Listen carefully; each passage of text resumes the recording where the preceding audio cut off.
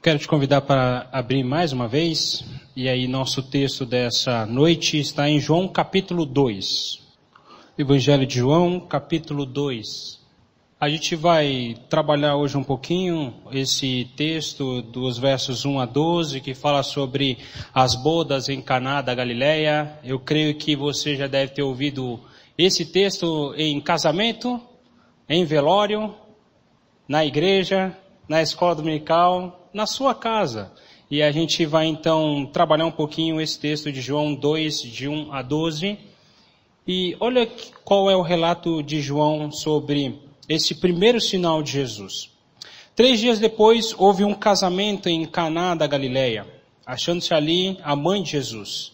Jesus também foi convidado com os seus discípulos para o casamento. Tendo acabado o vinho, a mãe de Jesus lhe disse: eles não têm mais vinho. Mas Jesus lhe disse: mulher, que tenho eu contigo? Ainda não é chegada a minha hora. Então ela falou aos serventes: fazei tudo o que ele vos disser. Estavam ali 6 talhas de pedra, que os judeus usavam para as purificações, e cada uma levava 2 ou 3 metretas. Jesus lhe disse: enchei d'água as talhas, e eles a encheram totalmente. Então lhes determinou: tirai agora e levai ao mestre-sala. Eles o fizeram. Tendo o mestre-sala aprovado a água transformada em vinho, não sabendo de onde viera, se bem que o sabiam os serventes que haviam tirado a água, chamou o noivo. Ele disse: todos costumam pôr primeiro o bom vinho, e quando já beberam fartamente, serve o inferior. Tu, porém, guardaste o bom vinho até agora? Com este deu Jesus princípio aos seus sinais em Caná da Galileia, manifestou a sua glória e os seus discípulos creram nele. Depois disso, desceu ele para Cafarnaum com sua mãe, seus irmãos e seus discípulos, e ficaram ali não muitos dias. Vamos orar? Senhor, nós agradecemos a Deus porque o nosso país, a gente tem a liberdade de abrir tua palavra, de estarmos reunidos neste lugar, adorando a Ti, ó Pai. Obrigado por essa liberdade que não há em outros países. Pedimos agora a Deus que o Senhor possa, de uma forma especial, que Teu Espírito que já habita no nosso coração, possa abrir nosso coração, nossa mente para ouvir a Tua voz. Que qualquer cansaço ou qualquer distração possa ser colocado após o sermão, ó Deus. E que a gente possa ouvir Tua voz e sairmos daqui com um coração alegre, com um coração disposto a Te servir, ó Deus, da melhor forma possível, daquilo que o Senhor deseja para cada um de nós.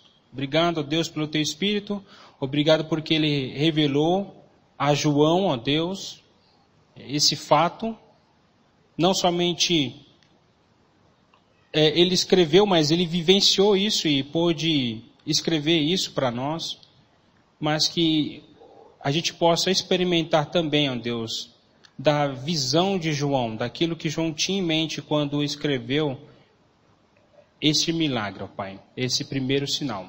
É a nossa oração no nome de Jesus. Amém, Deus. Eu não sei quantos de vocês já leram biografias de personagens da história, mas geralmente quando você lê algum tipo de biografia, você lê primeiro um fato inusitado, talvez o nascimento dessa pessoa, que ano que ela nasceu e qual o período da história que ela nasceu. Dificilmente você começa a história de biografia de alguém contando um milagre. E a gente... Ainda mais um milagre da qual você conta acerca de alguém dizendo o seguinte: olha, sabia que eu conheço alguém e essa pessoa é Jesus, o Cristo, aquele que era prometido para o povo de Israel. E eu quero contar o primeiro sinal, a primeira aparição de Jesus. Ele transformou a água em vinho. Talvez se você fosse um leitor assim meio cético, alguém que não acredita muito em Deus ou um ateu, provavelmente você vai dizer assim: isso é balela, como que pode transformar a água em vinho? Como é que consegue alguém pegar talhas, pegar uns jarros e transformar mais de 80 ou 120 litros de água em vinho? E a Bíblia fala que totalmente foram cheios aquelas talhas. Talvez uma biografia assim não faria muito sentido e você deixaria o livro de lado e falasse assim, não, isso aqui deve ser história ali para boi dormir. Mas na verdade, João começa a descortinar e a revelar para os seus primeiros leitores e para nós, que esse Jesus, o Jesus que nasceu em Nazaré, o seu primeiro sinal é um sinal de um milagre. De alguém que resolveu transformar algo natural e algo que se tornou sobrenatural. As pessoas tomavam um vinho, mas a partir do momento que aquele vinho foi servido pelos serventes para o mestre-sala, o vinho que foi transformado ali, as pessoas falam assim, que vinho é esse? E vão conversar com o noivo, com a família do noivo. Se você estivesse contando histórias sobre a grandeza, poder e glória de Jesus, você nunca contaria uma história como essa. Mas por que o escritor, do quarto evangelho começou com este milagre? Com esse sinal? O que Jesus quer nos ensinar sobre esse milagre que ele realizou ali em Caná da Galileia? Então eu queria responder 3 perguntas para vocês nessa noite acerca desse texto. O primeiro é, o que Jesus veio oferecer? Essa é a primeira pergunta que a gente vai tentar, assim, nessa noite responder. A segunda, como que ele oferece isso? E a terceira é como podemos receber de Jesus o que ele quer nos dar. Então, primeiramente, o que Jesus veio a oferecer. Os versos 1 a 3 vai falar sobre 3 dias depois, houve um casamento e tudo mais, Jesus foi convidado, a sua mãe já estava lá, e aí algo aconteceu. O que aconteceu? Tendo acabado o vinho. Então, a primeira lição que nós podemos ver acerca desse texto é que a gente precisa, primeiramente, ver que a vergonha é algo que todos nós precisamos lidar. Por quê? Porque naquela cultura, e o casamento era algo muito sério, o noivado era algo muito sério. Um rapaz que desejava casar com alguém, ele chegava para os pais de forma responsável e dizia o seguinte, olha, eu quero casar com a sua filha. E aí aquela filha era arranjada também por parte das famílias, e esse jovem diz o seguinte, eu vou voltar agora para os meus pais e vou começar uma nova vida.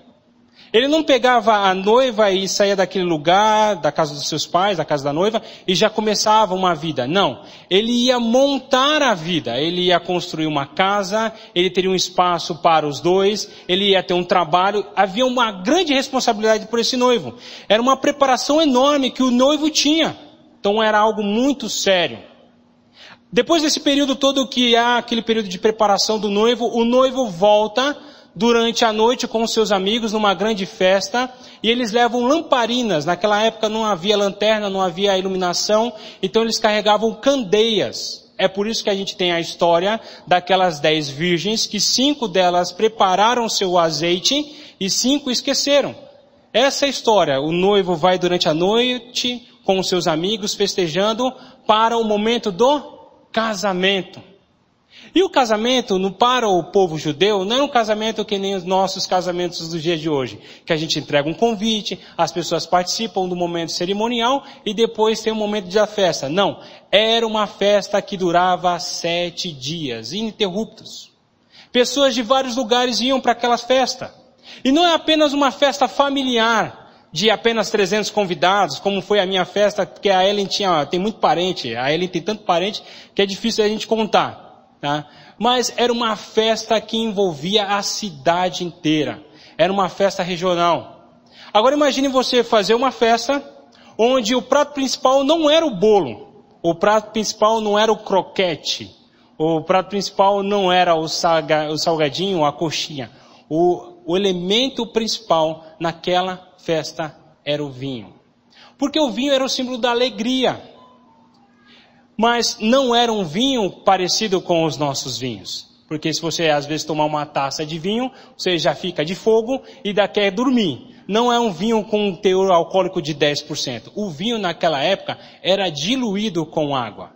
Então você tinha um vinho, você não podia ter um vinho muito diluído com água, porque era um péssimo sinal de vergonha. E você também não podia ter um vinho muito fermentado, muito forte. Você tinha que ter um vinho bem preparado, bem diluído e tudo mais.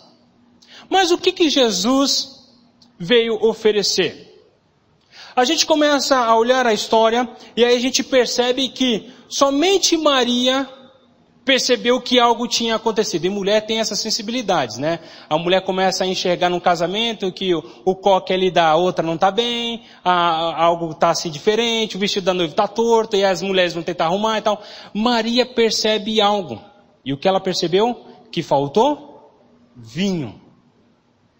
E ao faltar vinho, ela descobre que isso seria uma situação embaraçosa, seria uma vergonha para aquele noivo.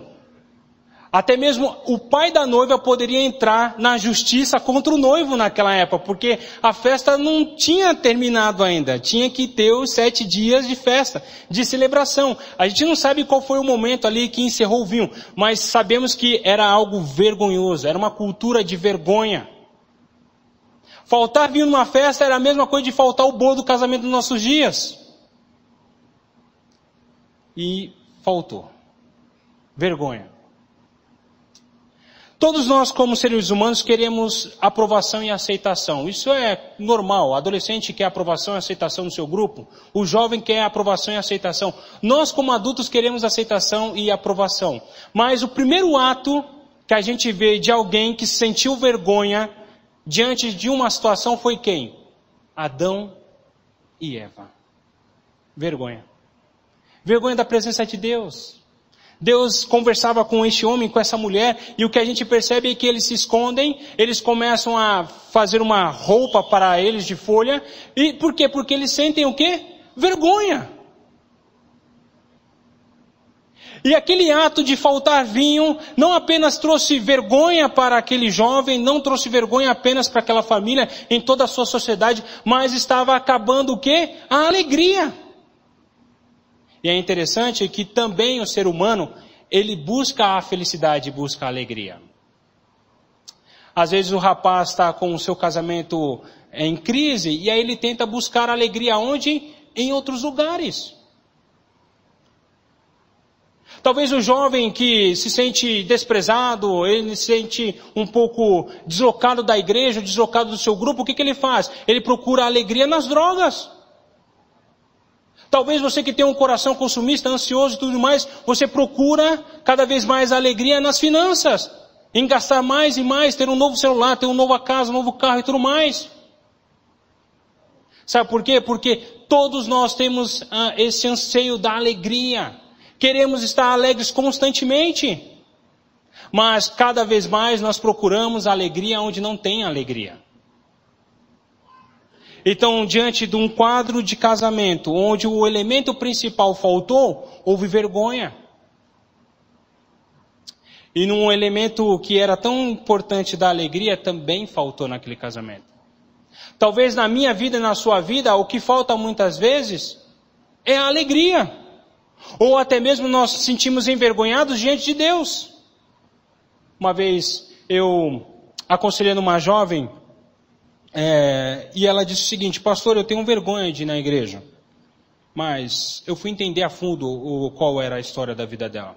Ela já morava uns 5, 6 anos com um rapaz, não era casada, e ela estava, depois de uma terceira relação, já estava um bom tempo com esse rapaz, e ela falava assim: olha, pastor, eu não vou na igreja, sabe por quê? Porque eu me sinto suja, eu tenho vergonha de estar diante de Deus, eu tenho vergonha diante de estar dos irmãos, eu tenho vergonha. O que Jesus veio fazer, e o que Jesus veio oferecer. É interessante que, nesse primeiro sinal, e por que Jesus e João relata esse primeiro sinal? Se você abrir em João 20, de 30 a 31, fala que próprio Jesus fez inúmeros sinais. Vários sinais foram registrados. E aí o texto diz qual foi a finalidade de apenas escrever alguns que João fez. Versos 30 e 31. de João 20. Na verdade, fez Jesus diante dos discípulos muitos outros sinais que não estão escritos neste livro. E qual a finalidade? A finalidade é, eles foram registrados para que creais que Jesus é o Cristo, o Filho de Deus, e para que crendo tenhais vida em seu nome. Há duas finalidades porque João escreve e registra apenas 7 sinais. Primeiro, para que a gente possa crer que Jesus é o enviado, que Jesus é o ungido de Deus.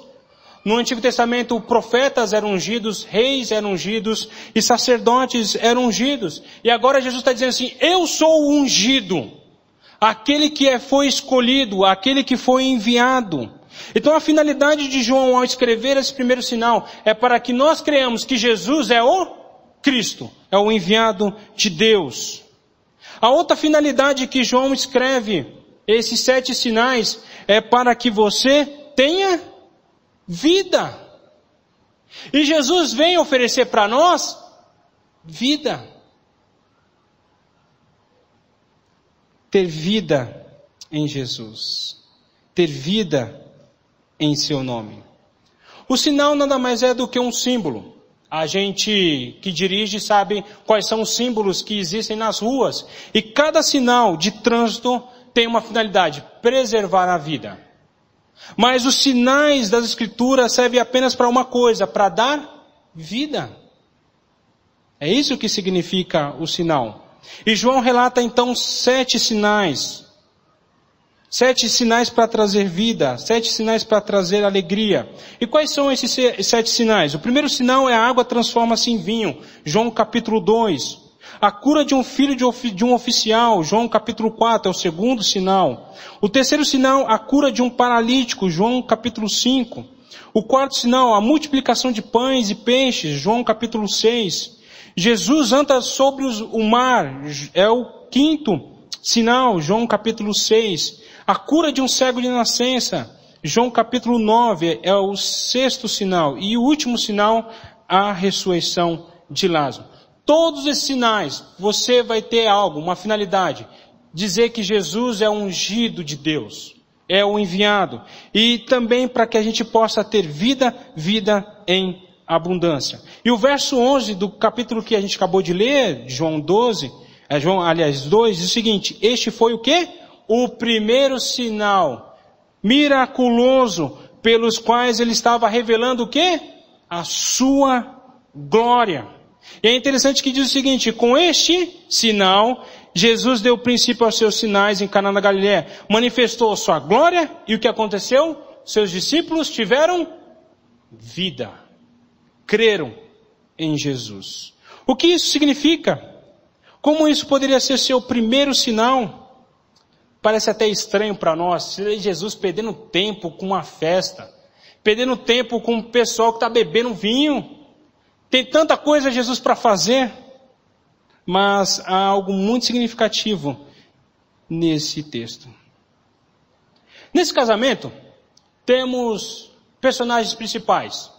Temos o noivo, temos a noiva, é claro que temos os pais e tudo mais, mas uma pessoa fundamental que deve ter naquela festa é o mestre de cerimônia. Se você já foi a um casamento grande, você vai perceber lá que existe aquele mestre de cerimônia, aquela pessoa que vai cuidar de toda a festa. Ele é chamado aqui nesse texto do Senhor da festa. Era uma pessoa que que tinha o trabalho de fazer da festa uma verdadeira festa, de fazer do banquete um verdadeiro banquete. A sua responsabilidade era fazer a big festa. Era a responsabilidade dele. Mas qual é o ponto dessa passagem? Quem é que faz desse banquete virar o banquete? Quem desse faz essa festa se tornar a big festa? Quem é? Não é o mestre de cerimônia. É Jesus. Jesus, ele é o amigo da festa. Jesus é o amigo do noivo. Jesus é o amigo de cada um de nós. É Jesus. Jesus está dizendo para nós, através desse texto, ele veio trazer um cartão de visitas para o seu ministério, dizendo o seguinte, eu venho sim trazer autonegação, Eu venho sim trazer regras e regulamentos novos. Eu venho sim trazer humildade. Eu venho sim trazer código de conduta. Eu venho sim trazer amor. Eu venho sim trazer paz. Eu venho sim trazer cura. Eu venho trazer transformação. É isso que Jesus faz nesse primeiro ato de casamento. Quando a gente abre a palavra de Deus lá, principalmente no Antigo Testamento, nós vamos ver que esse sentimento de Jesus de trazer vida está muito ligado ao vinho, está muito ligado ao banquete. Abre em Isaías 25, 6 a 8. Isaías nos diz o seguinte: neste monte Jerusalém, o Senhor dos Exércitos oferecerá um grande banquete para todos os povos do mundo. Será um banquete delicioso, com vinho puro e envelhecido e carne da melhor qualidade. Ali removerá a nuvem de tristeza, a sombra escura que cobre toda a terra, ele engolirá a morte para sempre. O Senhor soberano enxugará todas as lágrimas, removerá para sempre todo insulto contra a sua terra e seu povo. O Senhor falou. Isaías 25, 6 a 8. Jesus é o Senhor da festa. Jesus está preparando um banquete muito maior daquele banquete que a gente está somente provando agora em aperitivos. Ele vem trazer a festa, ele vem trazer a alegria. É interessante que quando nós abrimos a palavra de Deus, nós vemos várias passagens de uma linguagem sensorial para transmitir o que Deus nos oferece. Por exemplo, se você abrir no Salmo 34, 8, diz assim: ó, provai e vede que o Senhor é bom. Quando a gente abre em 1 Pedro 2,3, nós vemos essa linguagem sensorial, que diz o seguinte: tendes a experiência de que o Senhor é bondoso. Mais um outro texto, Efésios 1,8, dessa linguagem sensorial, que diz: iluminados os olhos do vosso coração, para saberdes qual é a esperança do seu chamamento.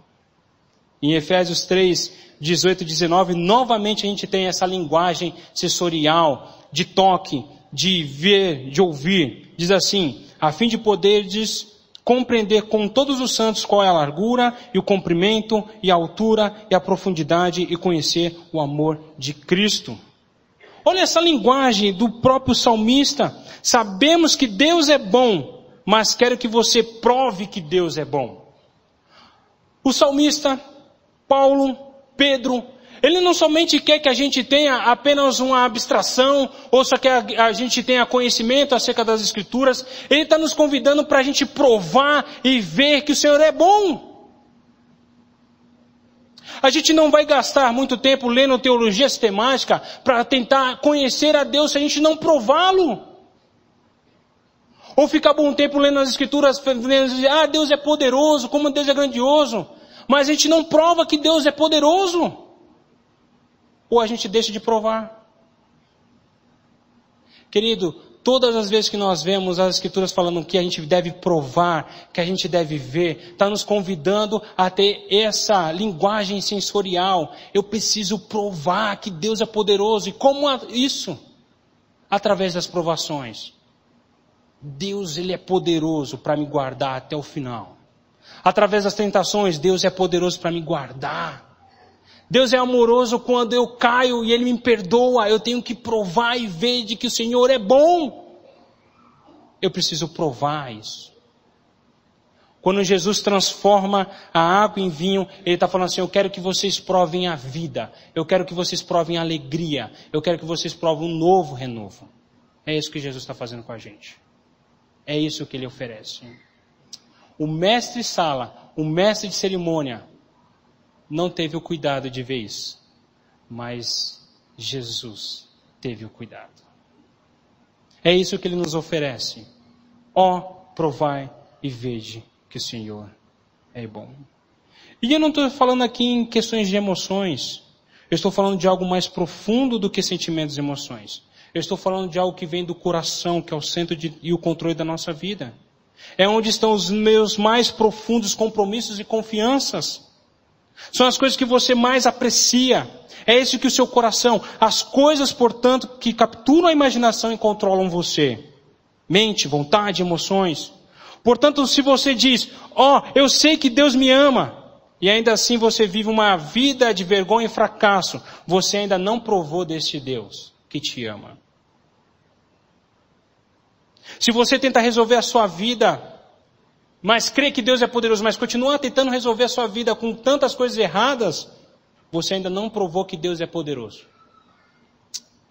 Nós precisamos provar e ver que o Senhor é bom. A resposta que Jesus nos dá é o seguinte: eu venho trazer a alegria festiva novamente que se perdeu. Eu venho cobrir a sua vergonha com um novo viver. É isso que Jesus nos oferece. Mas como é que Jesus fornece isso? Ele fornece através da sua tristeza. A tristeza de Jesus é a nossa alegria. Parece estranho? Mas leia comigo versos 4 e 5. Mas Jesus lhe disse: mulher, que tenho eu contigo? Ainda não é chegada a minha hora. Então ela falou aos serventes: fazei tudo o que ele vos disser. Quando a gente olha para esse texto, a mãe de Jesus chega para ele e fala assim: olha, acabou o vinho, e agora? O que você pode fazer diante dessa situação? E aí Jesus responde para ela: olha, mulher, o que eu tenho a ver com isso?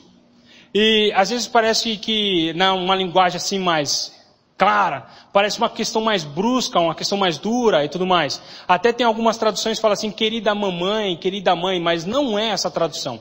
Na verdade, Jesus está falando: mulher, o que eu tenho a ver com esses negócios? Há uma segunda vez que Jesus fala isso com a sua mãe, quando ele está na cruz. Ele diz assim: mulher, aí está teu filho, filho, aí está tua mulher, cuide cada um de vocês, um dos outros. Somente 2 momentos Jesus fala isso. E esse momento que a gente vê aqui, Jesus falando o seguinte: olha, mulher, o que eu tenho a ver com isso? A minha hora não chegou. E por que Jesus volta uma resposta dura para a sua mãe com respeito aos seus negócios? Eu queria que vocês pensassem um pouquinho. Imagine um jovem de 30 anos, solteiro, numa cultura tradicional. O que mais as pessoas perguntam a esse rapaz ou a essa moça com 30 anos? No Natal, por exemplo. Perguntam o quê? Cadê o namorado? Quando é o casamento? E aí, como é que fica a situação? A tristeza de Jesus é a nossa alegria, porque Jesus ele está pensando em sua morte.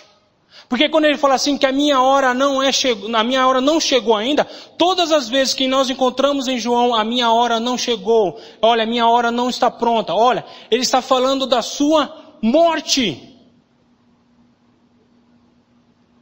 Jesus está falando daquele momento que ele vai se sacrificar.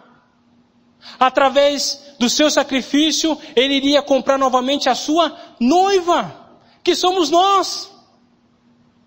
A tristeza de Jesus diante daquela situação é o seguinte: olha, o que eu tenho a ver com esses negócios? Sabe por quê? Porque minha hora da morte ainda não chegou, o castigo ainda não chegou, a justiça e a ira de Deus não caiu sobre mim ainda.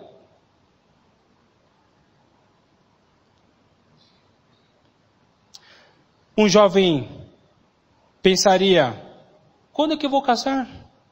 Será que eu vou morrer solteiro? Com quem eu vou casar? Será que alguém me quer? Claro, isso pode deixar sua mente a milhões de quilômetros de distância quando você está dentro de um casamento. Agora imagine na mente de Jesus o que ele estava passando. Alguém que tinha autoconsciência da sua morte. Alguém que sabia que a sua missão era morrer numa cruz. Era isso que Jesus estava passando naquele momento. Quando a gente lê o texto de Oséias, fala sobre infidelidade.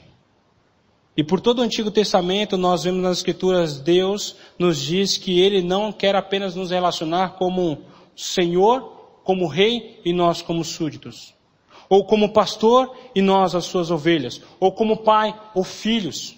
Quando a gente olha para as Escrituras do Antigo Testamento, nós vemos que Deus quer ter um relacionamento tão profundo, tão íntimo e tão amoroso com a gente, que até mesmo se descreve como a noiva. E Israel e o seu povo como a noiva. Deus o noivo, nós a noiva. Você pode encontrar vários textos como Isaías 62, Oséias 2, Ezequiel 16, Jeremias 2. Deus chama a si mesmo de noivo e o seu povo de noiva. Será que nos evangelhos a gente encontra também isso? Sim, encontramos. Nós vemos um momento que algumas pessoas perguntam para Jesus: olha, Jesus, seus discípulos não jejuam, seus discípulos não oram, seus discípulos não fazem todas as disciplinas espirituais. E aí sabe o que Jesus diz? Não. Sabe por quê? Porque os amigos do noivo não jejuam quando ele está com eles. Ele é o noivo. Em um outro momento, em João capítulo 3, nós vemos outras pessoas indagando João Batista, dizendo o seguinte: ei, você costumava ser o grande profeta dessa cidade. Agora todo mundo está indo atrás desse Jesus. Isso não te incomoda? Isso não te assusta? Todo mundo está seguindo a Jesus? Sabe o que João diz? Em João capítulo 3, João Batista? Claro, a noiva é para o noivo. Eu sou apenas aquele que serve a noiva. Jesus Cristo, então, provavelmente está sentado naquele casamento, pensando sobre o que João, o escritor, nos mostra em Apocalipse capítulo 21, que diz: e eu vi a cidade santa, Jerusalém, saindo dos céus, descendo, preparada como uma noiva, lindamente vestida para o seu marido. E ouvi uma voz clamando: bem-aventurados os que são convidados para a festa nupcial do Cordeiro. Jesus está pensando em tudo isso. Jesus não está preocupado em tanto se vai ter vasilhas para preencher aqueles vinhos, não. Ele não está preocupado com isso. Ele está preocupado com o casamento que ele vai realizar com a sua noiva, que somos nós.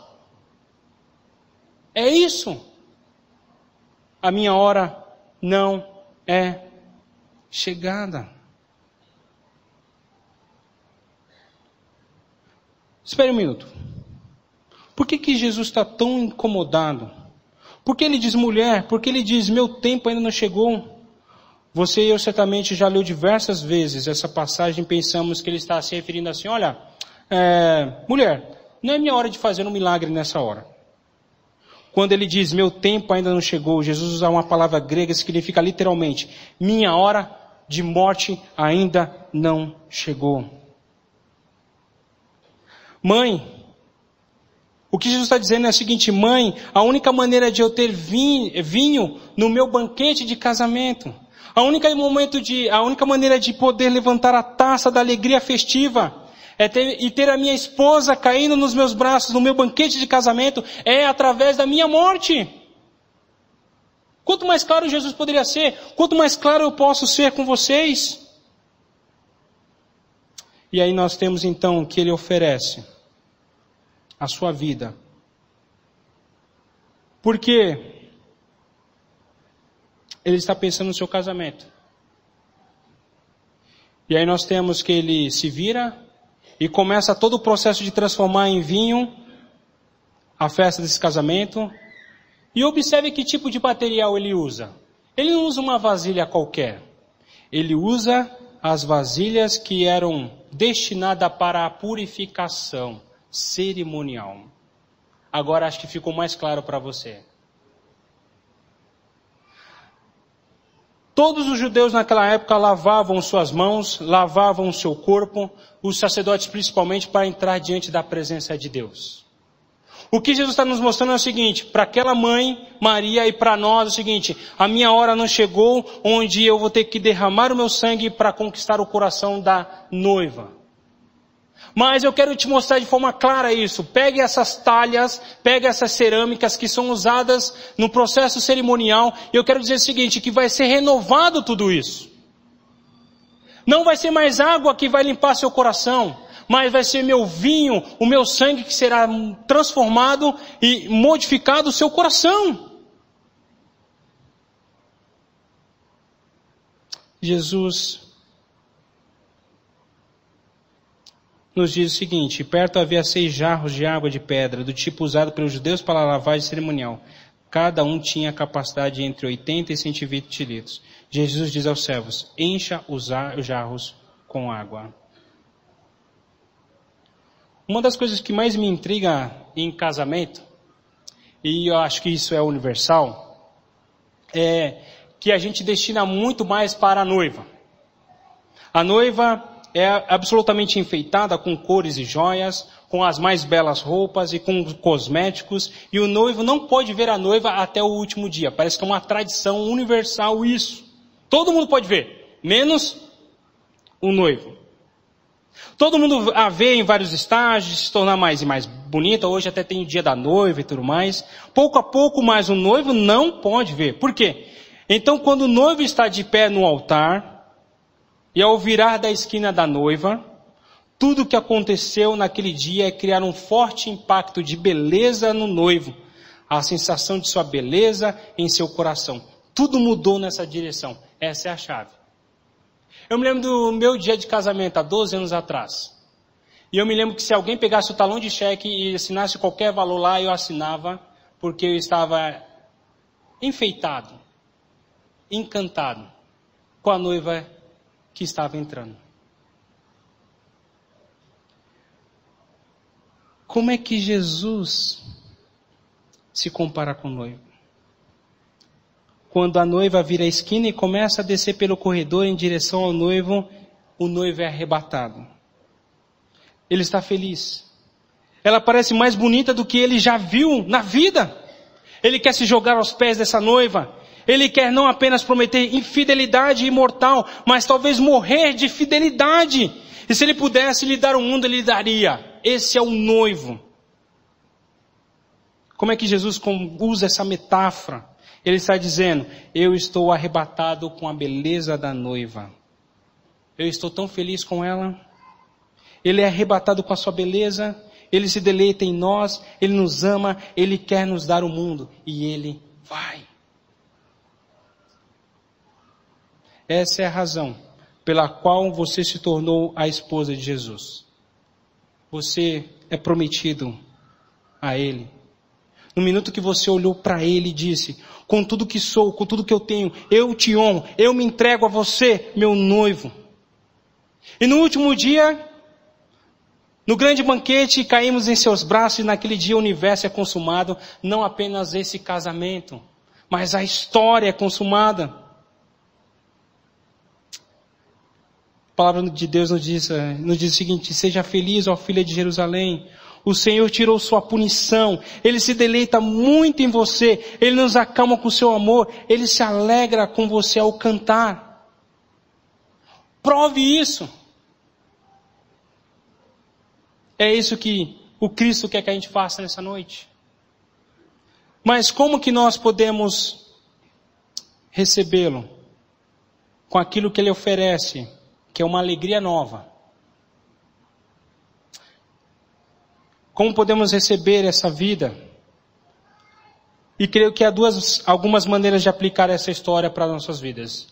E é através da oração. A primeira delas é a oração de entrega. Alguns de vocês vêm semana após semana e ainda não tomou a decisão de cruzar a linha. Você sabe o que significa se tornar um cristão?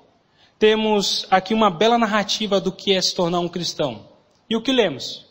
Lemos o seguinte, que o mestre de cerimônia provou a água que havia sido transformada em vinho e não percebeu de onde tinha vindo esse vinho novo. Então ele chamou o noivo, chamou a noiva, chamou todos os seus pais. Claro, o noivo, a família do noivo é quem estragou tudo, faltou. E o servente, o chefe de cerimônia diz assim: olha, todo mundo serve o melhor vinho primeiro e depois oferece o vinho mais barato. Depois, quando todos já beberam bastante, mas você guardou o melhor vinho até agora. Adivinha? Sabe o que é? Não foi o servente que fez o trabalho, não foi o mestre de cerimônia que fez o trabalho. Quem fez todo o trabalho foi Jesus Cristo. Ele fez todo o milagre. Jesus faz o trabalho e o noivo recebe todo o crédito. E isso significa ser cristão. Não se atreva a dizer a Deus: ó Senhor, adoraria ter um relacionamento tão bom com o Senhor. Eu tentei muito, verifiquei que tem diversas listas aí de boas ações e regras. A festa está indo bem e eu realmente trabalho muito para ti. e desejo estar perto do Senhor. Agora você poderia me recompensar por todo esse trabalho duro que eu tive? Não é assim que você se torna cristão. Você se torna cristão quando você diz: eu estraguei tudo. Eu estou envergonhado. Eu busquei a alegria onde não tinha alegria. Eu estou fora. Eu não preciso apenas ser remendado aqui. Eu estou sem vinho. Eu estou sem alegria. Eu estou envergonhado. Você precisa crer naquilo que Jesus fez. Ele fez todo o trabalho de transformar a água em vinho. Isso é que significa ser cristão.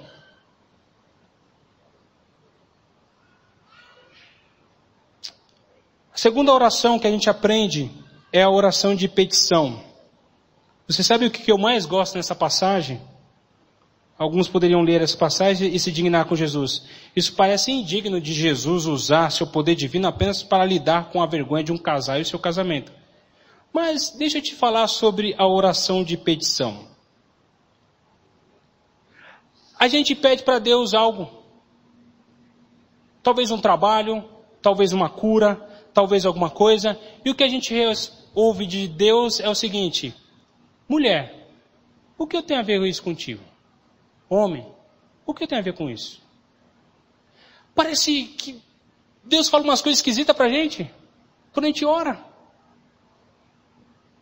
O mais esquisito ainda é Deus falar o seguinte: olha, pegue aqueles negócios ali. Mas peraí, estão faltando vinho, o que tem a ver um vaso? Parece estranho. Mas o que essa palavra está nos ensinando é o seguinte: oração de petição é eu continuar pedindo a Deus, mesmo diante de respostas que Ele nos dá que parecem esquisitas para nós. Mesmo quando Ele manda fazer alguma coisa que a gente acha absurdo. Mas creia que Ele vai realizar um milagre na sua vida.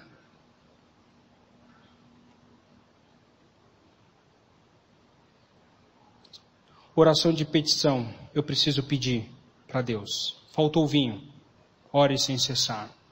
Oração perseverante. Maria chega a ele com um pedido razoável e diz: você poderia me ajudar com esse problema? E Jesus diz: mulher. Em segundo diz: olha, o meu tempo ainda não chegou. Olha, pega aqueles jarros. A gente tem que perseverar na oração. Talvez Maria poderia dizer para Jesus: olha, Jesus, se lembra quando você era criança, eu limpei seu nariz? Olha, Jesus, se lembra quando você era criança, eu tive que limpar a sua fralda? Por que você não resolve isso? Maria não fez isso. Maria simplesmente disse: faça tudo aquilo que Ele vos disser para fazer. A oração perseverante é a oração que ora a Deus, ouve a sua voz e continua a fazer. Perseverante. Por fim, o que aprendemos nesse texto é uma oração visionária. E o que eu quero dizer com uma oração visionária? Jesus lida com o presente olhando para o futuro. Há um escritor que diz o seguinte: Jesus sentou-se em meio a toda a alegria, bebendo a tristeza vindoura, para que você e eu possamos nos sentar em meio a toda a tristeza deste mundo e beber lentamente a alegria vindoura. A oração visionária é o seguinte: eu estou participando do banquete do Senhor, porque Ele é o noivo. Mas eu estou comendo neste momento o aperitivo do início da festa. Eu encontro alegria nele. Eu encontro festa nele, vida nele. Jesus não somente transformou aquilo lá para acabar com a vergonha daquele povo, mas Jesus fez todo aquele sinal para que as pessoas pudessem crer que Ele é o ungido de Deus. E para que eu e você tivesse o quê? Vida, quando cremos em seu nome. Vamos orar neste momento?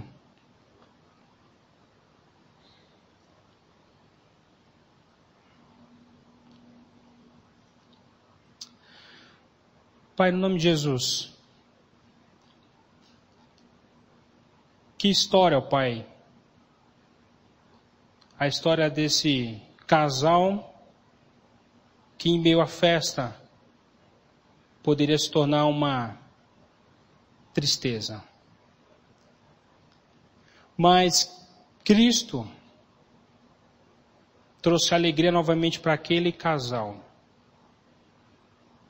Tirou a vergonha que havia ali. E quando nós olhamos para a nossa vida, nós vemos o quanto nós estamos envergonhados de estar na Tua presença.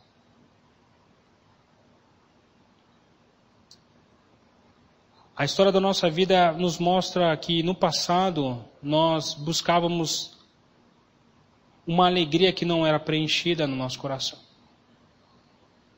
Uma alegria que era insustentável. Porque a gente ia de um lugar ao outro buscando essa alegria. Mas quando a gente olha para essa história e vemos que Jesus oferece a verdadeira alegria e a vida de alguém que estava morto, a única ação que podemos fazer é crer na obra de Jesus. Crer no seu sacrifício. Crer em alguém que tomou a nossa vergonha. Alguém que se fez vergonha publicamente. Alguém que foi despido. Alguém que foi surrado. Alguém que foi humilhado. Esse Jesus tomou a nossa vergonha, tomou a nossa tristeza e cravou na cruz. O único ato que a gente pode fazer nessa noite ao ver essa história é crer na obra do Cristo. Porque assim a gente encontra a alegria verdadeira nele. A gente encontra a vida abundante. E se há entre nós pessoas que não fizeram essa oração, possam fazer confiadamente em Jesus. Nós aprendemos também que a gente precisa continuar perseverando em oração. Pedir, clamar, suplicar. Mesmo que o próprio Deus, mesmo que o Senhor venha com vários enigmas e várias respostas que nós não compreendemos, nós temos que persistir em oração e esperar que o Senhor, que nos ouve nessa noite, fará um milagre da transformação. Transformação de famílias destruídas por conta de adultério, por conta de pornografia, por brigas, intrigas, um casamento ser restaurado para a glória de Deus. Filhos nas drogas, filhos distantes do Senhor, filhos que não obedecem aos seus pais. A palavra nos diz uma promessa que nos últimos momentos, nos dias do Senhor Jesus, que se chama hoje, Ele iria converter o coração dos pais, dos filhos, e os filhos teriam corações convertidos aos seus pais. E nós cremos nisso. Nós cremos que o milagre vai chegar de fato na nossa casa. Nós cremos que o milagre vai acontecer no nosso trabalho e para aqueles que estão desempregados. Nós cremos que cada currículo que serão entregues vai haver um milagre de Deus. Porque Deus nos quer neste lugar para ser sal e luz. Deus, quantos milagres o Senhor já resolveu e já realizou nas nossas vidas. O milagre de estar em pé nessa noite. O milagre de poder comer uma comida tão saborosa. O milagre de sentir o aroma. Deus, isso é provar e ver que o Senhor é bom. E que a gente possa, nessa semana, provar que o Senhor é bom. Que o Senhor é o Salvador.